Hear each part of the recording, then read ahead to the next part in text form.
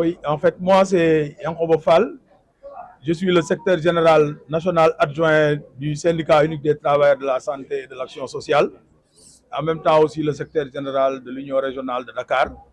Donc nous organisons aujourd'hui d'une manière conjointe cette fête entre nos camarades, nos frères de la SNTP. Bon, comme vous le savez, hein, comme vient de le dire mon camarade de la SNTPT, nous sommes des frères entre la Poste et le syndicat unique des travailleurs de la santé et de l'action sociale qui est le SUTSAS, qui date de très longtemps. Aujourd'hui, c'est une fête nationale, une fête internationale aussi des travailleurs. Et quand on dit une fête, c'est une fête, on peut dire, dans la douleur, mais aussi c'est une fête pour manifester un peu nos doléances, nos préoccupations dans le milieu du travail. Donc, en ce qui concerne le secteur de la santé, comme vous le savez, si on essayait de résumer nos préoccupations, nous n'avons qu'une seule et unique préoccupation. L'unique préoccupation, c'est la matérialisation des accords entre le gouvernement et les syndicats de la santé, à voir le syndicat qu'on appelle l'association And Gueusseum, où on a signé un protocole d'accord depuis mai 2022 avec le gouvernement du Sénégal qui n'a pas été vraiment appliqué à la lettre. Et dans ce dit protocole d'accord, on peut en citer des points, néanmoins, qui ont été des points de satisfaction et des engagements réalisés par le gouvernement du Sénégal, dirigé par le président Macky Sall. Mais parmi ces accords, nous avons des points qui n'ont pas encore été satisfaits.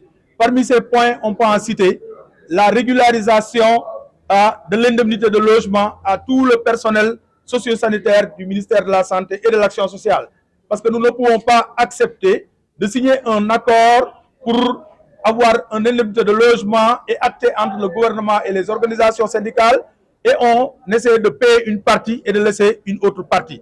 Actuellement, l'urgence, c'est la généralisation du paiement de l'indemnité de logement et aussi la régularisation de la question des techniciens supérieurs et en plus de cela aussi, le recrutement du personnel socio-sanitaire qui sont des contractuels, on peut les verser au niveau du ministère de la Santé et de l'Action sociale et aussi le statut des établissements publics de santé. Parmi ces accords, il y en a plusieurs.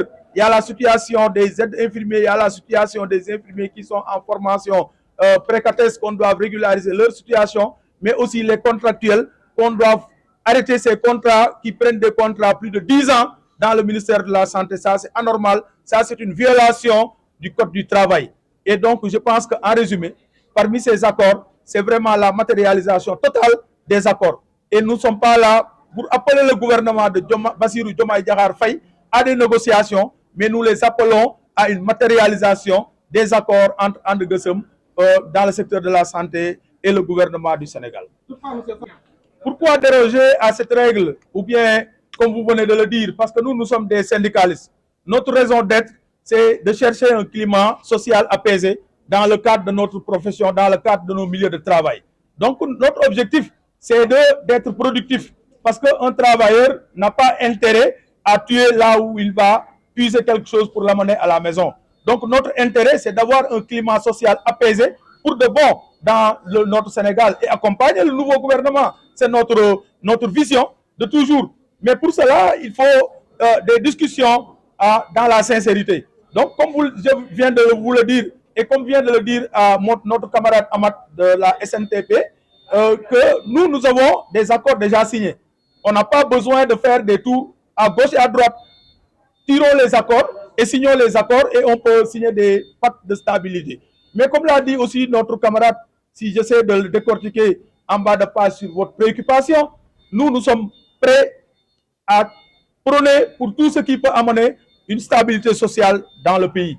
Mais quand même, si des bureaux, des centrales syndicales du pays, je ne peux pas les citer, s'engagent à aller signer des pactes de stabilité sociale en laissant en rade les filières, c'est-à-dire qu'on peut dire la base, ça, c'est des pactes de stabilité sociale qui seront signés dans des salons d'honneur, mais qui ne vont pas engager les travailleurs qui sont sur le terrain et qui n'attendent qu'une satisfaction et que le gouvernement du Sénégal puisse les mettre dans les conditions meilleures pour une productivité adéquate pour régler la préoccupation des Sénégalais. Parce que l'objectif du gouvernement, c'est d'améliorer les conditions de vie des travailleurs de la population sénégalaise. Et je pense que pour la population sénégalaise, si on parvient à avoir une bonne santé, je pense que déjà l'État a déjà fait quelque chose. Si on parvient à avoir vraiment des traçabilités dans l'ensemble des secteurs, on peut dire qu'une stabilité peut être dans le pays. Je m'appelle Ahmed Diouf, je suis le secrétaire général du syndicat national des travailleurs des postes. Je suis également secrétaire général adjoint de la centrale syndicale GTSB, dirigée par le camarade Dr Mbalo Diacham. Moi, je pense que le 1er mai est toujours une occasion pour nous, les travailleurs, de poser des doléances à l'endroit de l'État du Sénégal. Donc, pour le secteur de la poste, comme vous le savez, la poste traverse des difficultés depuis des années. Et l'État étant une continuité, je pense que le gouvernement sortant avait déjà enclenché un processus de restructuration de la poste. Et dans cette restructuration, l'État était très en avance sur, en tout cas, les questions qui pouvaient sortir aujourd'hui de l'entreprise de ces difficultés. Il y avait entre autres points qui ont été déjà retenus, donc la recapitalisation de la poste. Parce que la poste a perdu ses capitaux propres depuis plusieurs années et une entreprise qui perd ses capitaux risque même la dissolution. Donc l'urgence était de recapitaliser d'abord l'entreprise et ensuite la relance des activités. Parce que l'activité de la poste est à l'arrêt depuis plusieurs années. Et aujourd'hui, le gouvernement sortant s'était engagé à relancer donc ces activités. Il y avait également la reconstruction des avoirs des tiers. Parce que nous collectons en tout cas des fonds à travers les comptes CCP, donc les comptes courants postaux, et les titulaires de comptes CNE, donc les caisses d'épargne. Donc des Sénégalais avaient déposé leur argent au niveau de la poste et aujourd'hui, ils peinent à faire des opérations normalement parce que ces fonds ne sont plus disponibles dans les caisses de la poste.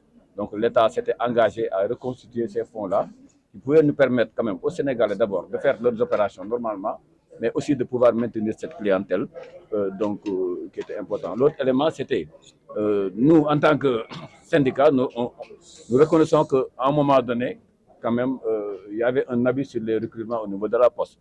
Donc, ce qui avait fait que l'État, la direction générale de la Poste avait convié les partenaires sociaux autour d'une table pour discuter sur l'éventuelle question des départs négociés. Un protocole d'accord a été signé entre les partenaires sociaux et la direction générale et nous demandons au nouveau gouvernement de respecter donc, ce protocole d'accord en le finançant. Nous saisissons l'occasion aussi pour dire au nouveau gouvernement d'aider la Poste parce que l'actuel président, quand il était candidat au présidentiel de 2024, il avait mis dans son programme, en tout cas, les difficultés de la Poste et il s'était engagé, une fois élu, quand même d'apporter des solutions urgentes pour sortir la Poste de ces difficultés. En tout cas, pas encore avec les organisations syndicales.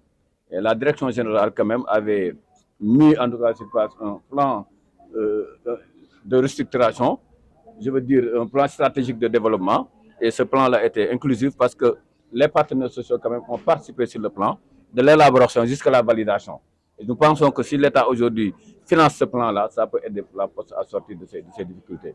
Maintenant, l'autre aspect, je ne peux pas ne pas le dire, aujourd'hui, il y a des centrales qui sont, en tout cas, en train de signer un pacte de stabilité. Je pense qu'ils ont tenu en compte tous les secteurs, parce qu'aujourd'hui, au niveau de la Poste, on ne peut pas signer un pacte sans pour autant prendre en charge les préoccupations des travailleurs. Parce que nous, la RSP, la rémunération du service public, qui nous sert aujourd'hui de salaire, c'est un montant qui ne peut pas couvrir les 12 mois. Et je pense que ces centrales-là, quand même, ont tenu compte de toutes les difficultés, en tout cas des secteurs. Bonjour, donc, je me nomme Mali Ndiaye, je suis le directeur des ressources humaines de la Poste. Voilà, tout d'abord, en tout cas, je me réjouis d'être présent à cette journée qui célèbre le travailleur. Voilà, je suis là à côté donc, du secrétaire général du SNTP, M. Ahmed Diouf. Voilà, disons, par rapport à la situation de la Poste, ce qu'il faut dire, c'est qu'en fait, nous faisons partie de la nouvelle équipe, donc de la direction générale. Bon, comme vous le savez, la Poste traverse des difficultés depuis un certain nombre d'années. Voilà, donc c'est un héritage, n'est-ce pas, que nous avons reçu des directions générales sortantes. Actuellement, on s'emploie à vraiment redresser et sinon développer, donc tirer la boîte de cette situation. Donc, je pense que l'espoir est permis parce que quand même nous bénéficions, disons, de l'appui de l'État à travers la tutelle, notamment le ministère. Et donc, je pense que, en tout cas, les relations, les contacts sont établis. Je pense que sous peu, peut-être que nous verrons donc les fruits de ces discussions. Oui, en fait, ça entre en droite ligne avec ce que je viens de dire. Donc, en tout cas, c'est un processus que nous avons hérité. Donc, les discussions ont été entamées déjà avec la direction générale sortante et disons même avec le régime sortant. Donc, actuellement, les pourparlers se poursuivent par rapport, n'est-ce pas, au financement du plan de départ négocié. Donc, pour le moment, c'est ce que je peux en dire. Je pense que sous peu, peut-être, il y aura des développements et on ne manquera pas à l'occasion, voilà, de les partager avec l'opinion publique.